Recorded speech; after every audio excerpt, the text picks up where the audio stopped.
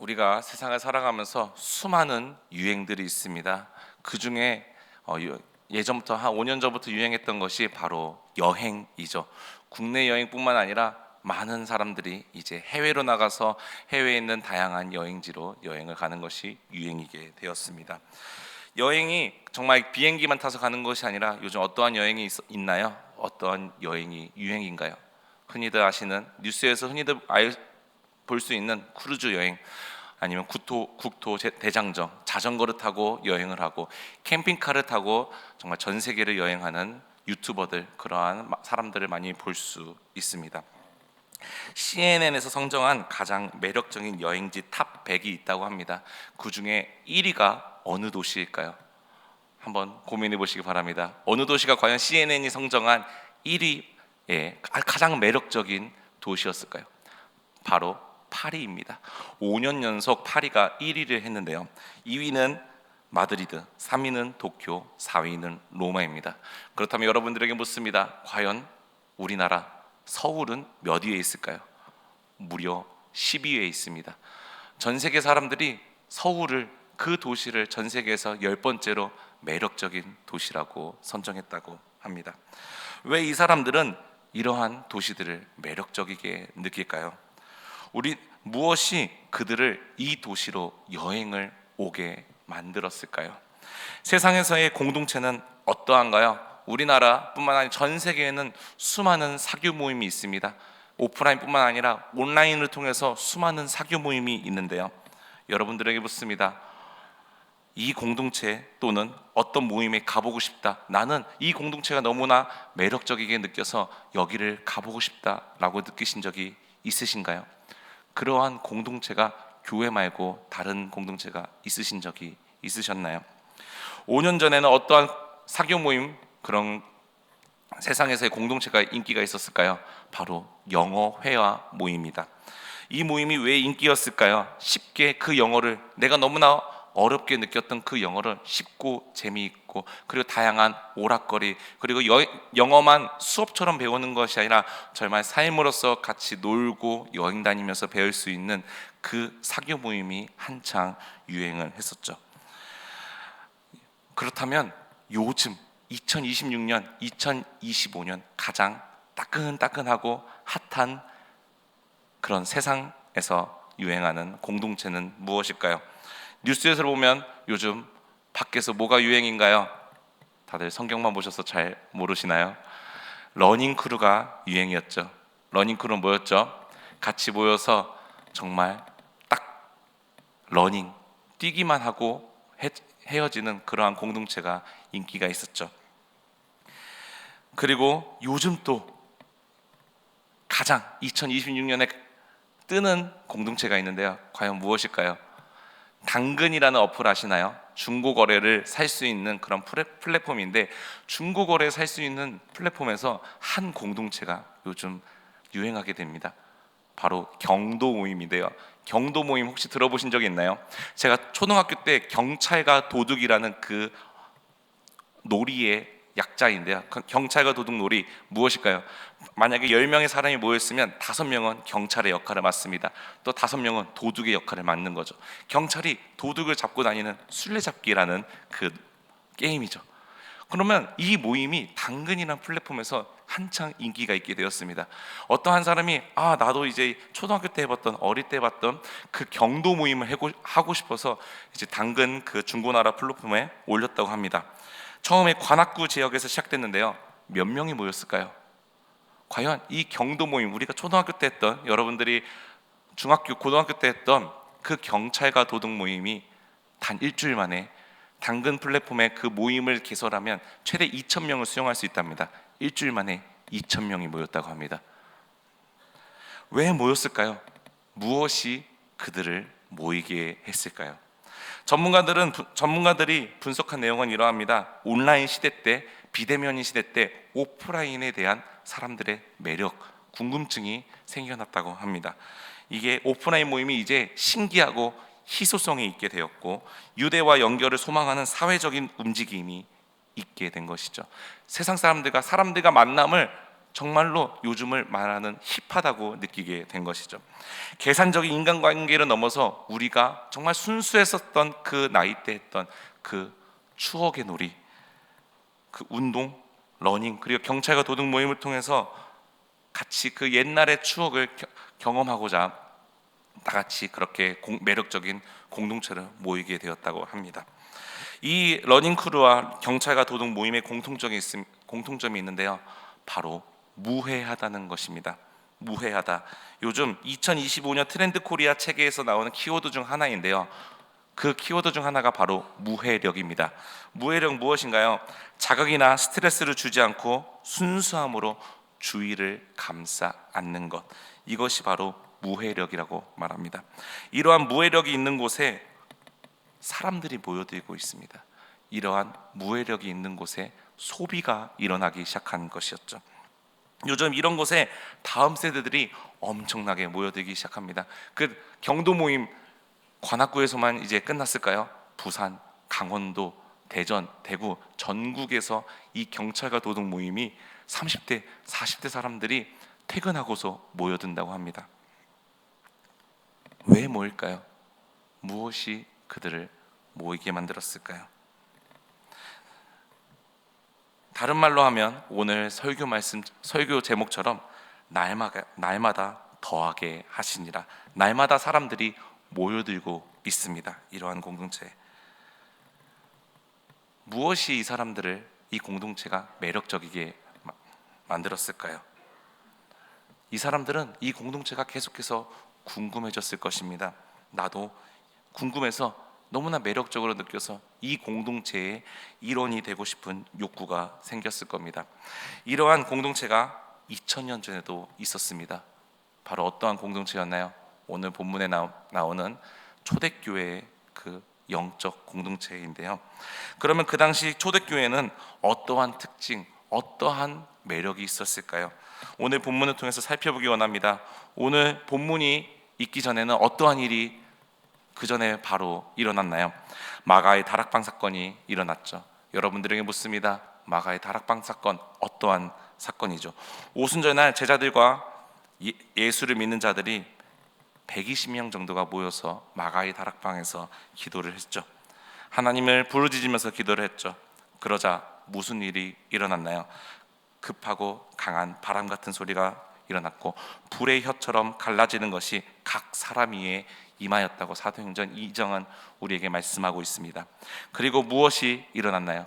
모두가 성령 충만함을 경험했습니다. 각기 다른 언어로 방언을 하기 시작한 것이었죠. 이 사건이 왜 중요할까요? 예수님이 승천하시기 전에 무엇을 우리에게 약속하기 때문이었죠. 너희에게 또 다른 보혜사를 보내주시겠다는 약속을 하셨기 때문이죠. 그 약속이 이 오순절 사건을 통해서 성취되었기 때문입니다. 사랑하는 성도 여러분, 이제 오순절 성령 사건을 통해서 초대교회는 누가 주도하기 시작했나요? 성령님이 주도하기 시작했습니다. 초대교회의 시작, 그리스도인의 시작은 이제는 성령님을 통해 시작되게 되었던 것이죠. 성령님이 주도하는 교회는 그렇다면 어떠한 모습일까요? 우리 다 함께 2장 42절의 말씀을 한 목소리 읽도록 하겠습니다. 함께 읽겠습니다. 그들이 사도의 가르침을 받아 서로 교제하고 힘쓰니라. 이 본문에는 총 4가지의 초대교회의 특징, 모습이 나타나는데요. 첫 번째는 무엇인가요? 사도의 가르침을 받아입니다. 여기에는 복잡한 의미가 내재되어 있는데요. 본문에는 사도라고 말하고 있습니다. 근데 여기서 사도는 단수가 아니라 원어로 보면 복수입니다. 여러분들에게 묻습니다. 사도는 총 몇 명인가요? 12명이죠. 12명의 사도로부터 가르침을 받았다는 내용이죠. 그러면 그들이 사도들의 가르침을 받았을 때 그 가르침은 복수일까요? 단수일까요? 여러 명들에게 받았으니까 당연히 복수라고 생각할 수 있었는데 이 원어로는 단수입니다. 그렇다면 여러 명이 한 가지를 가르쳤다는 것인데 이것은 무슨 의미일까요? 쉽게 말하면 이러한 의미이죠. 한국교회에 수많은 목회자가 있죠. 이 복된 교회에도 여러 명의 목회자분들이 계십니다. 이들이 자신만의 묵상과 방법으로 성경 주해를 통해서 본인이 느낀 하나님의 은혜를 말씀을 통해서 해석하고 전하게 됩니다. 그러면 이들의 목회자들의 가르침은 다 각기 다른 가르침일까요? 아니면 한 가르침일까요? 한 가르침이죠. 이 가르침은 다 동일합니다. 왜 그럴까요? 오직 복음이신 예수 그리스도를 전했기 때문입니다. 사도들은 각기 다른 방법으로 가르쳤지만 내용은 단 한 가지였습니다. 복음이었죠. 그렇기 때문에 오늘 본문에서 나오는 가르침이 원어로 단수인 것입니다. 그리고 그들이 사도들의 가르침을 받아 그 다음에 무엇이 나오나요? 받아라는 단어입니다. 사람들이 사도들로부터 가르침을 받았습니다. 사랑하는 성도 여러분, 그 당시 사도들은 어떠한 사람들이었나요? 대표적인 인물로 한 명을 꼽자면 베드로가 될 것입니다. 베드로는 어디 출신인가요? 갈릴리 지역 출신이죠. 갈릴리는 그렇다면 어떠한 곳이었나요? 가장 시골 촌구석이었죠. 그런 곳에서 가방끈도 짧고 배움과 지식도 없는 사람이 바로 베드로였던 것이었습니다. 그렇다면 세상에서는 그러한 사람의 말을 신빙성 있게 들었을까요? 신뢰하지 않았겠죠. 세상적 기준으로 봤었을 때 이 사람은 믿고 의지할 사람이 되지 못했었습니다. 하지만 그러한 갈릴리 출신 사람이 복음을 가르치자, 복음을 전하자 어떻게 되었나요? 가르침을 받았다. 겸손히 잘 들었다고 오늘 본문은 우리에게 말씀하고 있습니다. 사랑하는 성도 여러분, 복음은 우리가 얼마나 공부하고 우리가 어떠한 석사과정, 박사과정을 가지고 있는 것이 중요한 것이 아닙니다. 우리의 환경, 우리의 어떠한 것도 중요하지 않는 것이죠. 그렇다면 무엇이 중요한가요? 복음을 귀한다는 것을, 복음의 귀함을 아는 것, 복음의 은혜를 경험한 자, 예수님의 역사하심을 목격한 자, 이런 사람이 복음을 전할 때 어떠한 일이 일어나나요? 2장 41절의 말씀을 한 목소리로 읽도록 하겠습니다. 함께 읽겠습니다. 그 말을 받은 사람들은 세례를 받음에 이날의 신도의 수가 3,000이나 더하더라. 아멘. 사람들이 더하여졌다. 분명 베드로는 배움이 짧은 사람이었습니다. 하지만 그는 복음이 무엇인지 정확히 알았던 사람이었습니다. 복음을 직접 경험한 자였죠. 그러한 자를 통해 성령님이 역사하십니다. 그러한 사람 통해서 열매를 맺고 결실을 맺게 하실 것입니다. 내가 어떠한 사회적 위치, 나이, 환경이 상관이 없습니다. 복음 앞에서는 우리는 가르침을 받게 될 것입니다. 겸손히 잘 듣게 될 것입니다. 그리고 또 초대교회의 모습이 어떠한 모습이 나올까요? 우리 다 함께 2장 42절의 말씀을 다시 한번 읽어보도록 하겠습니다. 함께 읽겠습니다. 그들이 사도의 가르침을 받아 서로 교제하고 떡을 떼며 오로지 기도하기를 힘쓰니라. 가르침을 받아 그 다음은 어떻게 되었나요? 서로 교제하고 떡을 떼어. 떡을 떼며, 이것은 어떠한 의미인가요? 성찬을 의미합니다. 성찬은 무엇인가요? 예수 그리스도의 십자가를 기억하면서 떡과 잔을 통해 그분의 죽으심을 선포하고 그 은혜에 우리가 함께 참여하고 교제하는 것을 의미합니다. 떡을 떼는 것이 초대교회에는 너무나 중요했습니다. 이 떡을 떼는 행위 자체가 초대교회를 너무나 매력적이게 만들었습니다. 왜 그랬을까요? 초대교회에는 누가 있었나요? 그 당시에 중요하게 생각했던 남자만 있었을까요? 아니었죠. 여기에는 여성과 객과 고아와 과부들, 어린아이들까지 그 사회적 약자들이 다 있었을 것입니다. 과부와 그리고 이방인들과 유대인들도 있었을 것이죠. 그 당시 기준으로 보면 이 남자들은, 유대인들은 이러한 사람들과 같이 있어서도 안 되고 한 공간에서 숨을 쉬어서도 안 됩니다. 하지만 그 사람들이 어떻게 했나요? 함께 모여 성찬을 통해 교제했습니다. 예수 그리스도의 보혈과 찢긴 몸을 통해 새로운 공동체가 생겨나게 된 것이었습니다. 이러한 곳이 초대교회였습니다. 어떤 환경, 조건이 필요한 것이 아니었습니다. 우리는 모두 다 하나님 안에서는 같은 죄인이고 교회 안에서 한 가족이 된다는 것을 이 성찬을 통해서 알려주고 있습니다. 여러 교회, 제가 살아가면서 이제 목회를 여러 교회에서 사역은 하지 못했지만 그래도 주님의 은혜로 생각보다 많은 성도들이 계셨던 곳에서 사역을 했었습니다. 그러자 어떠한 일이 있었을까요? 정말 다양한 사람, 많은 성도들이 계시자 어떠한 일이 생겼을까요? 제가 예전부터 친하게 지냈던 형, 누나, 동생, 어른들이 성도님이 된 것입니다. 어른들, 목회자가 되기 전까지는 너무나 친하게 지냈던 사이였던 것이죠. 하지만 교회에서는 어땠을까요? 똑같이 친하게 허물없이 터울없이 지낼 수 있었을까요? 어색하게 존댓말을 서로 하게 되더라고요. 아무리 성도님이 제 친한 동생이더라도, 친한 형 누나여더라도 함부로 대할 수가 없었던 것이었습니다. 하지만 그 어른들도 마찬가지였죠. 어른들도 제가 정말 아저씨, 정말 친하게 호칭을 불렀던, 밖에서는, 교회 밖에서는 제가 목회자가 되기 전까지는 되게 친하게 지냈던 사람들이었지만 그분들 앞에서는 너무나 한없이 다른 언어를 사용하게 되더라고요. 하지만 그들의 입장에서는 어떠했을까요? 제가 친한 동생이자 형이었고 친한 부모님의 친한 친구의 아들이었을 수도 있었겠죠. 하지만 교회에서까지는 그러한 관계가 유지되지는 않았었습니다. 교회 안에서는 새로운 질서, 새로운 가치가 적용되는 그러한 공간이, 그러한 신비한 영적 공간이 바로 교회입니다. 예수님이 원하는 공동체가 바로 이러한 곳인데요. 예수님이 성령님을 통해 이루고 싶은 교회가 바로 이러한 곳입니다. 어떤 곳인가요?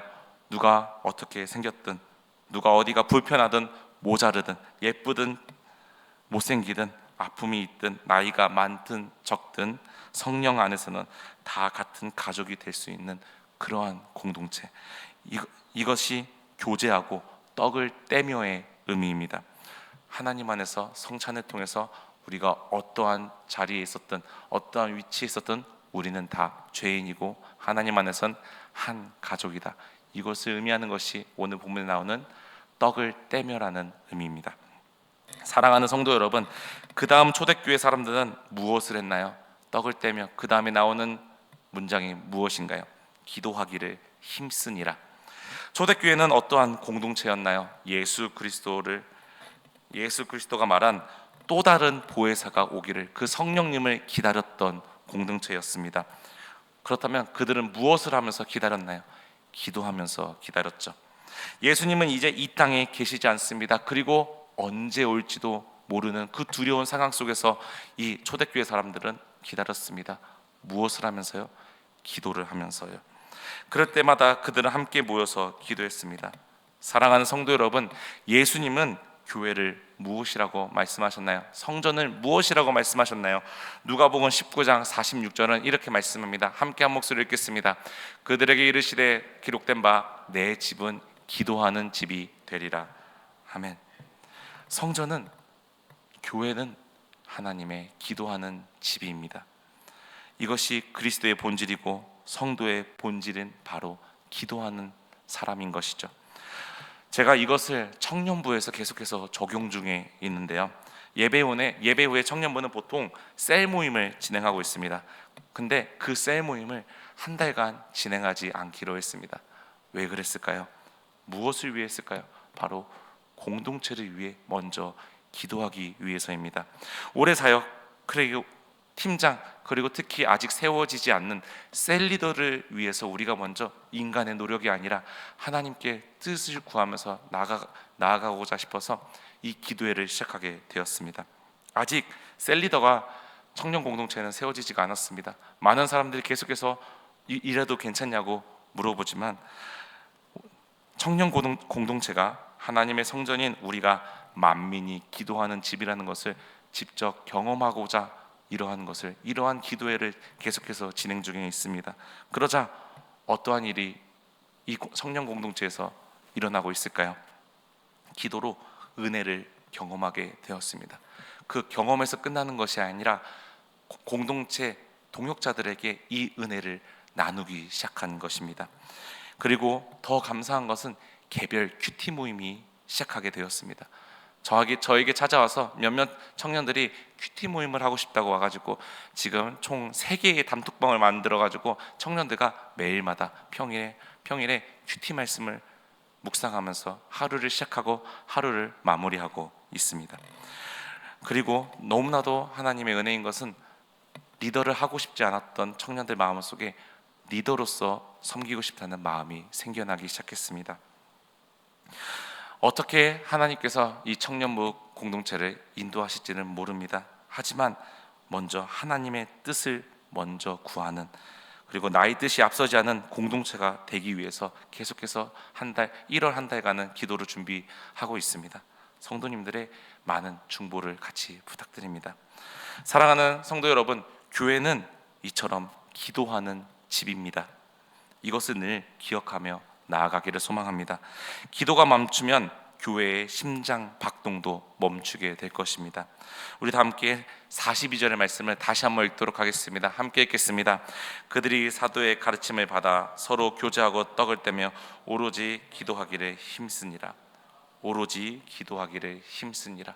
여기서 나오는 이 기도란 단어는 복수형인데요, 공동체가 한 목소리로 기도하는 것입니다. 개인 기도가 아니라 합심으로 기도한다는 의미이죠. 개인 기도도 분명 중요합니다. 하지만 교회 공동체에서 공통된 기도 제목으로 기도하면 이것이 교회 공동체가 합심하여 기도하는 목적이 되는 줄 믿습니다. 사랑하는 성도 여러분, 마지막으로 초대교회가 성령님이 이 초대교회에 임하자 어떠한 일이 일어났을까요? 우리 다 함께 44절에서부터 45절까지 말씀을 한 목소리로 읽도록 하겠습니다. 함께 읽겠습니다. 믿는 사람이 다 함께 있어 모든 물건을 서로 통용하고 또 재산과 소유를 팔아 각 사람의 필요에 따라 나눠주며. 아멘. 우리가 신앙생활을 하면서 우리가 그리스도인으로서 살아가면서 가장 주의해야 될 것이 딱 2가지가 있는데요, 첫 번째는 바로 율법주의입니다. 율법주의, 어떠한 것이죠? 세상에서는 인본주의라고 말하고 교회에서는 이것이 율법주의로 바뀌게 됩니다. 율법주의는 무엇을 의미하나요? 오직 하나님의 은혜라는 그 고백 안에 무엇이 들어가게 되는 것이죠? 나의 이름, 나의 공로, 나의 노력을 은근슬쩍 끼워 넣는 것입니다. 그것을 통해서 무엇이 일어나나요? 내 구원이 나의 노력으로 이루어졌다. 이것을 말하는 것이 율법주의입니다. 그리고 또 이러한 자기숭배적인 그 율법주의인 것을 그리스도인 우리는 철저히 부정하면서 자기 부정을 통해서 늘 은혜를 사모해야 될 줄 믿습니다. 그리고 2번째, 우리가 가장 주의해야 될 것은 바로 만모니즘입니다. 무엇인가요? 물질, 돈을 사랑하는 것이죠. 물질이 우리의 우상이 되는 것이죠. 한 청년이 제가 계속해서 신방을 하고 있을 때 이러한 질문을 했습니다. 돈에 대해서 고민을 하고 있더라고요. 목사님, 저는 부자가 되는 것이 꿈입니다. 저는 부자가 되고 싶습니다. 하지만 성경에서는, 교회에서는 제가 부자가 되면 왠지 죄를 짓는 것 같아서 고민이 있습니다. 이러한 얘기를 하더라고요. 여러분들은 어떻게 생각하시나요? 돈은 악한가요? 선한가요? 둘 다 아니죠. 돈은 가치 중립적입니다. 오히려 돈이 따지고 보면 물질은 주님이 만드신 것입니다. 그렇기 때문에 선할 수도 있죠. 하지만 이 가치 중립적인 이 돈을 무엇이 악하고 선하게 만드나요? 죄인인 우리가 어떻게 사용하냐에 따라서 그 돈은 선하게 쓰일 수도 있고 악하게 쓸 수도 있습니다. 사랑하는 성도 여러분, 그리스도인으로서 세상에서 당연하게 여겼던 율법주의, 만모니즘을 이긴 공동체가 바로 오늘 본문에 나오는 초대교회입니다. 그들은 어떻게 만모니즘을 벗어나 모든 물건을 통용하고 재산을 팔아 나눠줄 수 있었을까요? 어떻게 교회 안에서 네 거 내 거가 없이 모든 것을 쉐어하면서 나갈 수 있었을까요? 이 본문을 잘못 이해하면 어떻게 해석되게 될까요? 자신의 모든 재산을 팔아 헌금해라, 다 나눠라, 사유재산은 이 땅에 없다, 무조건 공동 분배다, 이렇게 주장하게 됩니다. 이 본문은 이렇게 해석돼서는 안 됩니다. 그리고 이 본문을 잘못 해석해서 가장 악용한 사람들이 누구인가요? 칼막스, 스탈린이죠. 이들이 이것을 주장하면서 무엇을 만들었나요? 공산주의를 만들었습니다. 사랑하는 성도 여러분, 여러분들에게 묻습니다. 이 본문은 우리에게 공산주의가 되라고 말씀하는 건가요? 공산주의가 정말로 평등한가요? 공동 분배가 정말로 이루어지나요? 기득권만 잘 살게 되는 시스템이라는 것을, 공산주의는 실패한 사상, 개념이라는 것을 우리는 역사를 통해 이미 충분히 증명되었습니다. 그렇다면 오늘 본문을 통해 우리에게 무엇을 말씀하는 걸까요? 우리 다시 한번 44절과 45절의 말씀 한 목소리로 읽겠습니다. 함께 읽겠습니다. 믿는 사람이 다 함께 있어 모든 물건을 서로 통용하고 나눠주며, 통용하고 팔아 나눠주며. 본문에서 나오는 이 헬라어는 미완료 시제입니다. 미완료 시제, 무슨 의미일까요? 돈을 나눠줘야 해, 다 팔아서 나누고 꼭 통용해야만 해, 이러한 말이 아니라 교회에 나의 이웃 중에 어려운 사람이 있대, 우리의 도움이 필요한 곳에 있대, 사람이 있대, 그러한 곳에 우리의 것을 도와주자, 우리의 것을 나눠주며 도와주자, 이렇게 해서 나눠주고 도왔다는 것입니다. 오늘날에도 이러한 역사가 일어나는데요, 선교지에서 어려운 일이 일어났을 때 국내 교회에서 자연재해, 특히 최근에는 무엇이 있었나요? 작년에 경북 지역, 영덕 지역에 산불 피해가 크게 있었죠. 그러한 자연재해, 안타까운 사건이 일어났을 때 교회는 무엇을 했나요? 우리의 것을 나눠주었죠. 기도로 중보한 것을 넘어서 나의 것을 그 헬라어 미완료 시제처럼 통용하고 팔아 나누어 주었습니다. 그러한 도와주는 역사가 지금도 일어나고 있습니다. 그렇다면 여러분들에게 묻습니다. 어떻게 이것이 가능할까요? 바로 이 성령님을 통해 나의 삶의 기준, 삶의 가치가 바뀌었기 때문입니다. 초대교회 성도들도 성령님을 만나기 전에는 돈이 최고였고 돈을 가장 사랑했습니다. 하지만 성령님이 임하자 어떠한 일이 일어났나요? 내가 그토록 사랑했던 돈보다 더 사랑하는 것이 생겨나게 된 것입니다. 이것이 성령 충만한 사람의 특징인 줄 믿습니다. 오해하시면 안 되는 부분이 돈이 싫어진 것이 아닙니다. 우리 모두는 다 돈이 필요합니다. 물질이 필요한 것이죠. 하나님이 우리에게 소유욕을 허락하셨기 때문에 당연히 물질, 돈을 더 소유하고 싶은 욕구가 있습니다. 하지만 우리가 예수님을 만나면 성령님이 우리 마음 안에 임재하시면 어떻게 되나요? 돈보다 더 사랑하는 존재가 생기게 됩니다. 게임을 끊는 가장 좋은 방법이 무엇일까요? 청년들에게, 다음 세대들에게 게임을 줄일 수 있는 가장 확실한 방법은 연애를 하는 것입니다. 게임보다 더 사랑하는 존재가 있으면 당연히 그 게임을 줄이거나 끊게 될 것입니다. 사랑하는 성도 여러분, 우리가 어떻게 모든 물건을 통용할 수 있게 될까요? 어떻게 하면 내 물건의 소유권을 포기할 수 있게 될까요? 이거는 내가 가진 것은 원래부터 나의 것이 아니라는 것을 인정하기 시작하면 가능해집니다. 내 의지로 노력해서 얻어진 것이 아니라는 것을 깨달으면 가능해지게 된 것입니다. 왜 수많은 그리스도인들이 기부를 하나요? 태초부터 이것은 내 것이 아니었기 때문에, 은혜로 하나님이 나에게 주어진 은사로 주어진 것이기 때문에 아낌없이 나눌 수 있는 것이었습니다. 나의 물질이 내 것인 줄 알았는데, 오로지 내 노력과 의지로 얻어진 것인 줄 알았는데, 성령님이 나의 마음에 임하자 어떻게 되었나요? 하나님 것임을 깨달았던 것입니다. 사랑하는 성도 여러분, 우리는 예수님을 만나 변화되어도 돈은 필요합니다. 돈이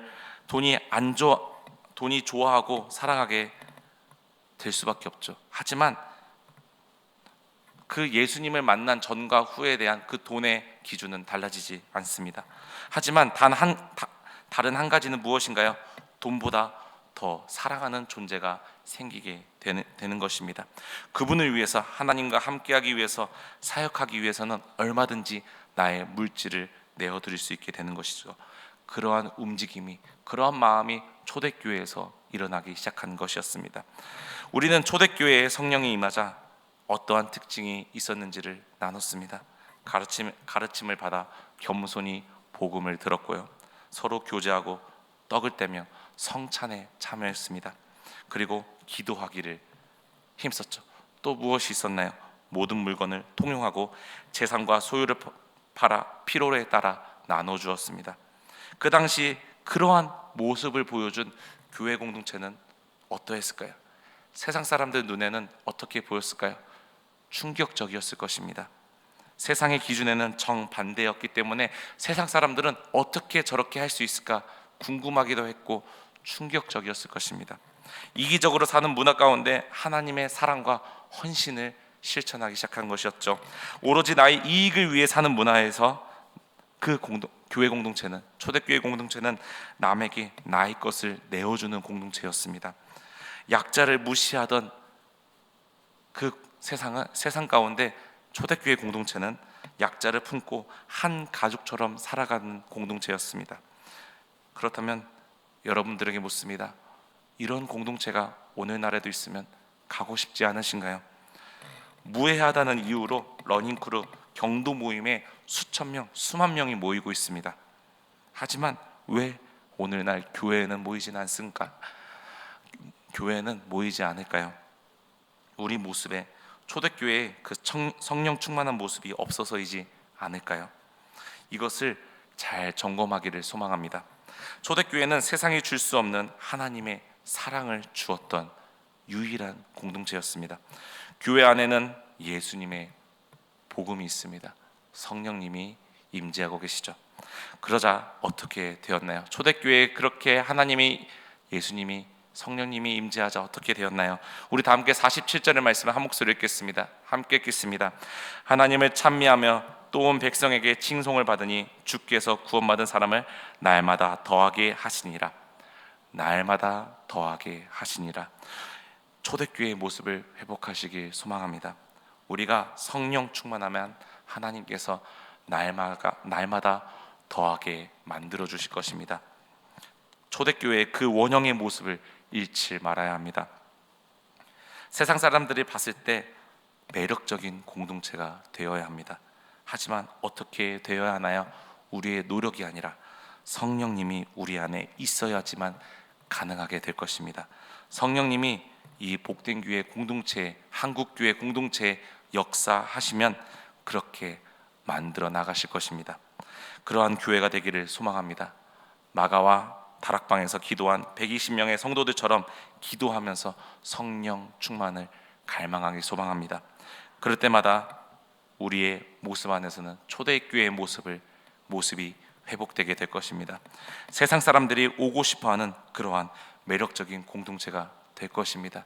그저 무해력을 준다고 해서 모여드는 그 단순한 사교 모임을 넘어서 하나님의 사랑, 세상이 줄 수 없는 하나님의 기쁨, 은혜를 줄 수 있는 그러한 날마다 더하게 하시는 그러한 공동체가 되게 하실 것입니다. 그런 것을 늘 소망하면서 먼저 기도로 하나님께 나아가고 성령 충만을 갈망하면서 살아가는 저와 여러분 모두가 되기를 주님의 이름으로 간절히 소망합니다. 함께 기도드리겠습니다. 사랑과 은혜의 주님,